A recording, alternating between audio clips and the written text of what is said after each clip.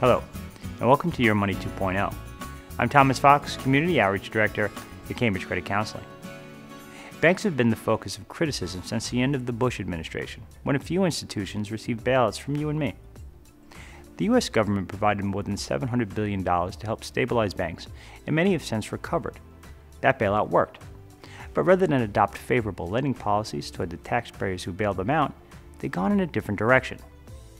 That's also because the government capped a few of the bank's favorite cash cows, including overdraft fees and merchant debit transactions.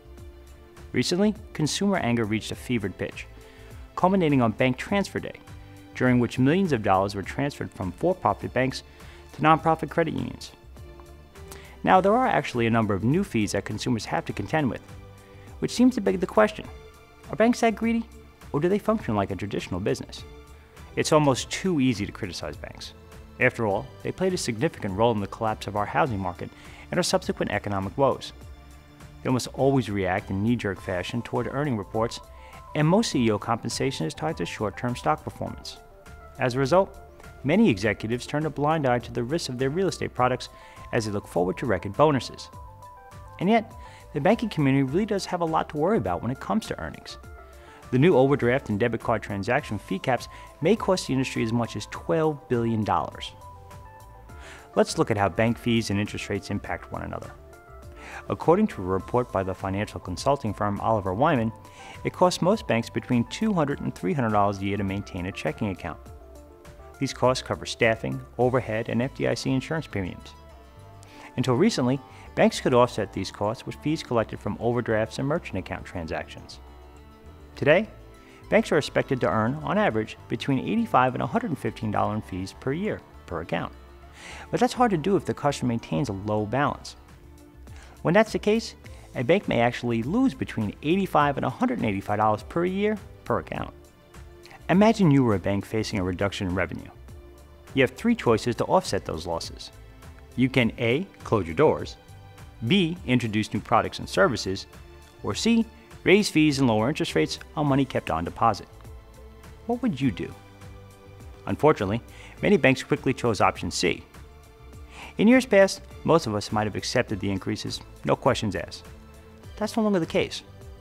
As you may recall, Bank of America abandoned its $5 a month debit card fee in late October amid a firestorm of criticism driven by news stories and an outpouring of negative sentiment.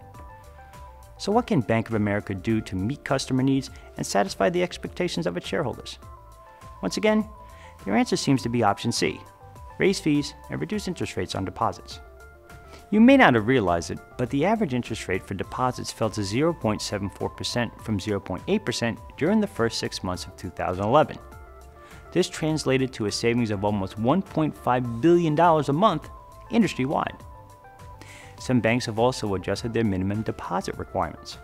For example, you formerly may have avoided monthly fees by maintaining a modest account balance, but you may soon be required to keep as much as $15,000 on deposit at certain banks.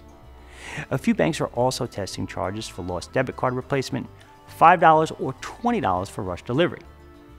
For those of you that make deposits via your mobile phone, you may soon receive a 50-cent fee for every transaction.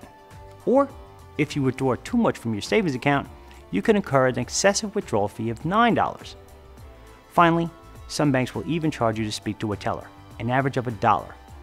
So much for new products. If you're encountering new fees, you should know that you have options.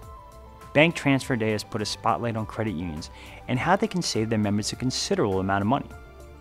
According to the Credit Union National Association, or CUNA, 650,000 people transferred more than $4.5 billion to credit unions in the month leading up to Bank Transfer Day. Until next time, I'm Thomas Fox for Cambridge Credit Counseling.